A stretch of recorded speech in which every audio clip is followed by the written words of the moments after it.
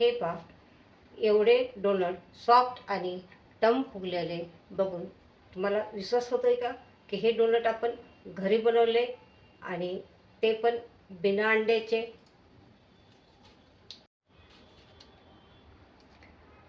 हे पहा, असे डोळ्यानेच बघून असं मन तृप्त होते.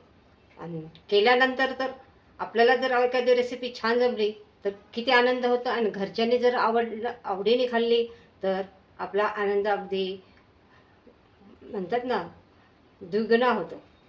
तर चला, आपण अगदी जसं बेकरीमध्ये डोनट असतात तीच टेस्ट बनवूया घरच्या घरी.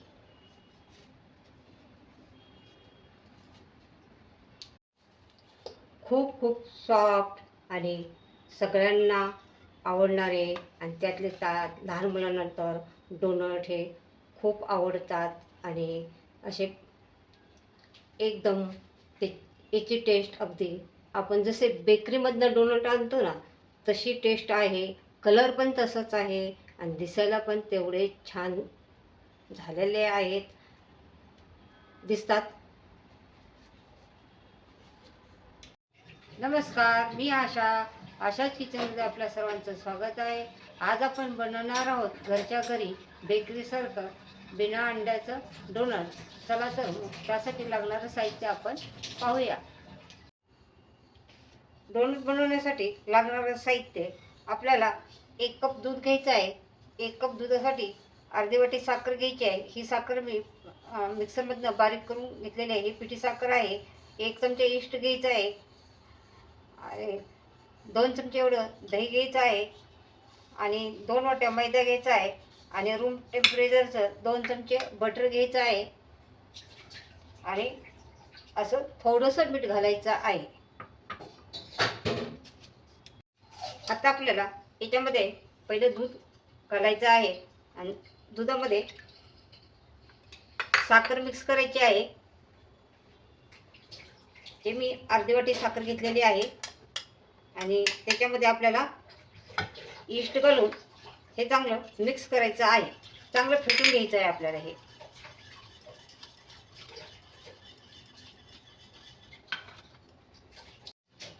आता आपल्याला आपण दुधामध्ये साखर आणि ईस्ट चांगलं मिक्स करून घेतलेलं आहे. याच्यामध्ये आता आपल्याला मैदा हे करायचं आहे, चाळून घ्यायचा आहे. हे जो आपण मैदा घेतला आहे ना हा असं चाळून घ्यायचा आहे.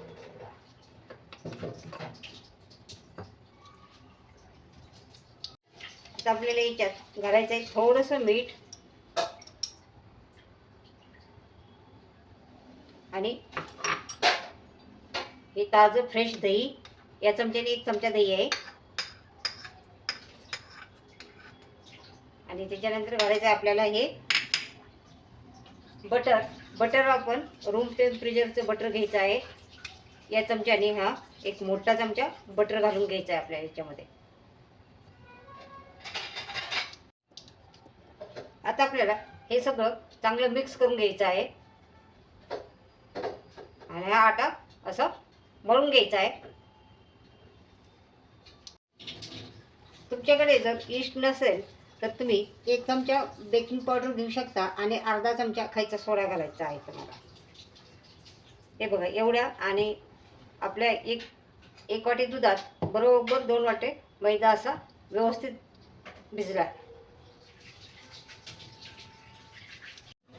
आता आपल्याला हे कट्टा चांगला स्वच्छ पुसून घ्यायचा आहे आणि थोडंसं हलकंसं असं तुम्ही बटर पण लावून घेऊ शकता, किंवा आता मी थोडंसं पातळ वितळलेलं थोडंसं तूप लावून घेते आहे आणि हे तुम्हाला 10 मिनटं चांगलं असं मळून घ्यायचं आहे. हे हातात असं करून असं चांगलं मळून घ्यायचं आहे. याच्यामुळं आपलं डोनट असा सॉफ्ट बनणार आहे.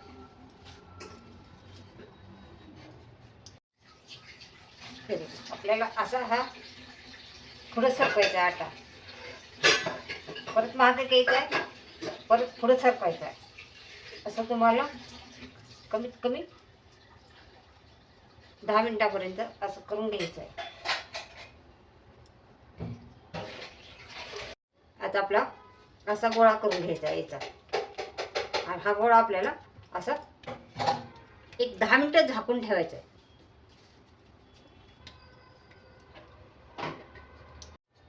आता आपल्याला एक 10 मिनिटासाठी झाकून ठेवायचं आहे कपड्याने.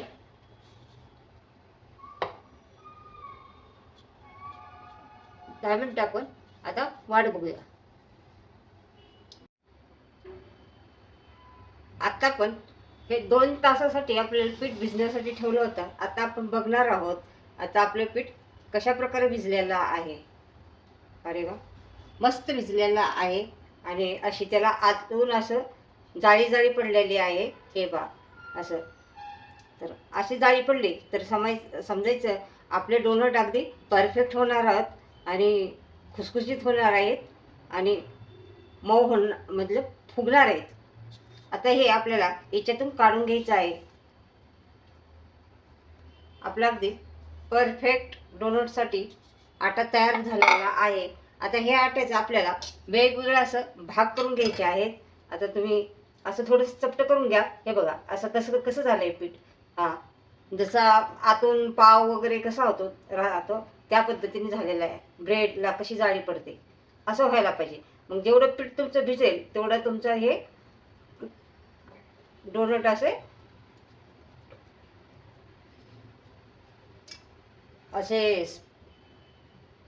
स्पंजी आणि सॉफ्ट आणि असे टंप फुगलेले राहतील. तर हे आता आपल्याला असे हे जे जेवढे तुम्हाला गोळे पाहिजेत त्या आकाराचे असे ह्याचे काप करून घ्यायचे आहेत.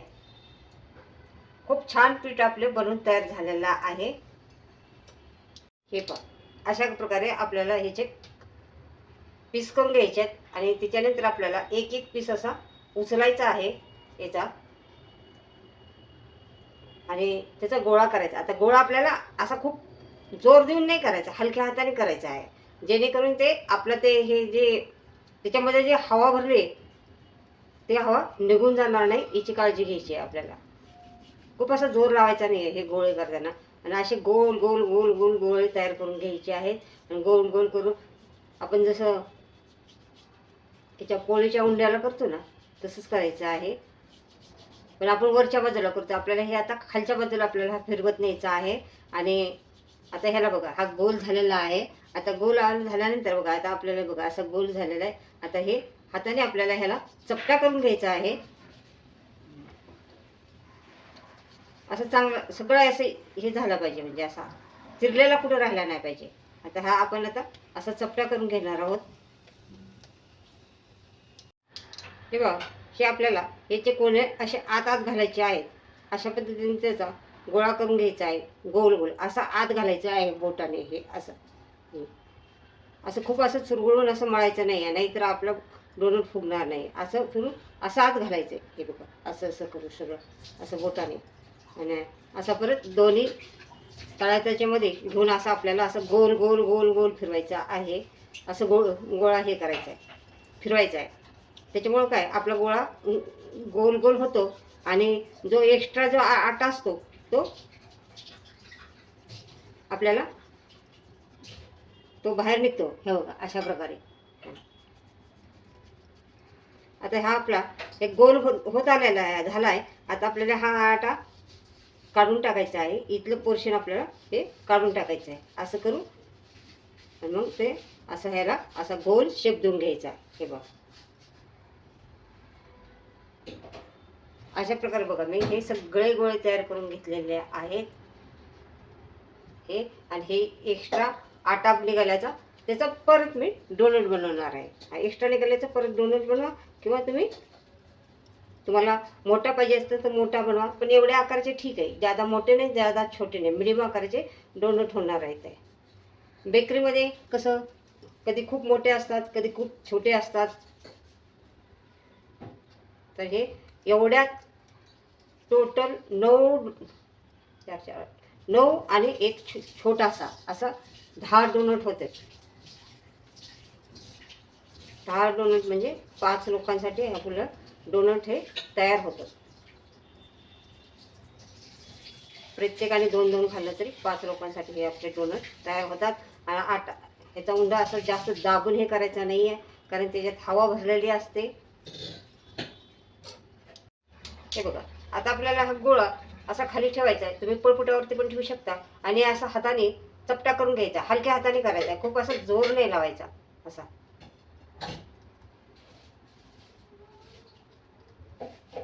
असं त्याला चपटा आकार करायचा. आता मैदा असल्यामुळं तो असा असा थोडं जर मागं येतोय, पसरत नाही आहे लवकर. हे असा हे पहा, अशा प्रकारे आपण सारे डोनट बनवून घेतलेले आहेत. आणि हे डोनट बनवायला अगदी अतिशय सोपे आहेत. हां, वेळ द्यावा लागतो तो त्याला भिजण्यासाठी फक्त. नाही, याच्यामध्ये काहीसुद्धा अवघड नाही, कोणालाही येतील असे डोनट आहेत.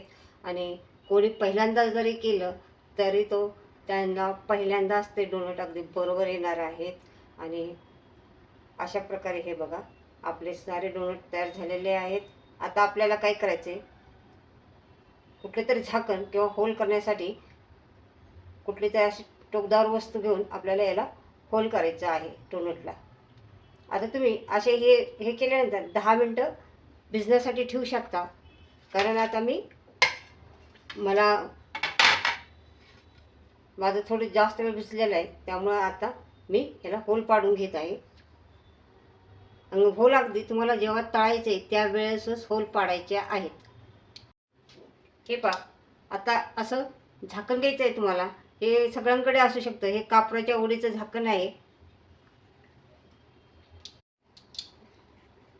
हा, आता हे झाकणाने आपल्याला याच्या बरोबर मध्ये ठेवायचं आहे झाकण.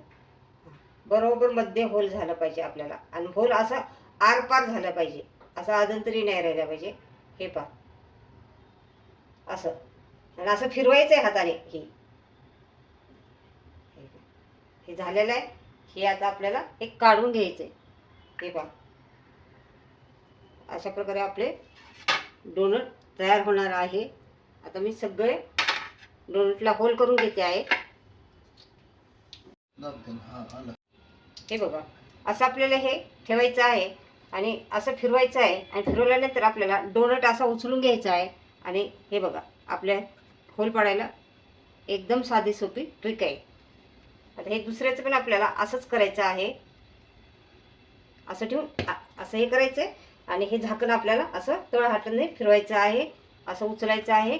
बघा, हे एक्स्ट्रा आटा आपला निघून जातो आहे. अशा प्रकारे डोनटला होल करायचे आहेत. हे बघा, अशा प्रकारे आपण सारे डोनट बनवून घेतलेले आहेत. डोनटला होल पाडून घेतलेले आहेत. बघा, दिसायला किती सुंदर दिसत आहेत. हां, जेवढं दिसायला सुंदर असं बघूनच असं मन तृप्त होते. तर मग खाऊन किती छान वाटेल. तर चला, आपण ह्याला आता मी हे तळणार आहे. तुम्ही हे बेक पण करू शकता. तुमच्याकडे ओव्हन असेल तर तुम्ही ओव्हनमध्ये बेक करू शकता. किंवा कढईमध्ये स्टँड ठेवून आणि त्याच्यात पाणी नाही घालायचं. स्टँडवरती आपण जसं केक बेक करतो तशा पद्धतीने तुम्ही कढईमध्ये हे बेक करून घेऊ शकता. तर चला, आपण तळणार आहोत आपले डोनट. हे बघा, आता आपण तेल गरम करायला ठेवलेलं आहे. तेल आपलं गरम झालेलं आहे. असं तेल असं खूप असं कडकडीत गरम होऊन द्यायचं नाही आहे. तेल आपलं असं मिडियम गॅसवरती गरम झालं पाहिजे. मध्यम स्वरूपात तेल, एकदम थंड पण नसायला पाहिजे, खूप जास्त गरम पण नसायला पाहिजे. तर आता आपल्याला याच्यामध्ये आपण घालणार आहोत. एका वेळेस आपण 4च डोनट घालू, कारण जादा डोनट घातले तर ते तळल्यानंतर त्याचा आकार डबलीने फुलतो. म्हणून आपण घालणार आहोत फक्त 4 डोनट. आणि लगेच त्याला हलवायचं नाही आहे. बघा, आता तुम्हाला दिसत असेल किती मोठे व्हायला लागले ते आकाराने.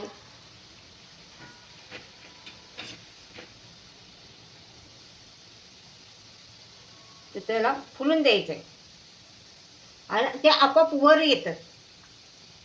आपण त्याला हलवायची गरज नाही. बघा, हा आपोआप वरती यायला लागला, हा यायला लागलाय, अजून हा आलेला नाही आहे.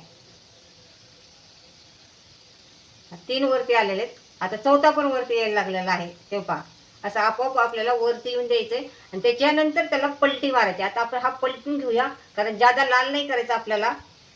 आणि गॅस जर जादा तेल तापलं असेल तर गॅस तुम्ही कमी करा, कारण आपल्याला डोनटमध्ये थोडासा वरून पण असा हलकासा क्रंचीपणा यायला पाहिजे.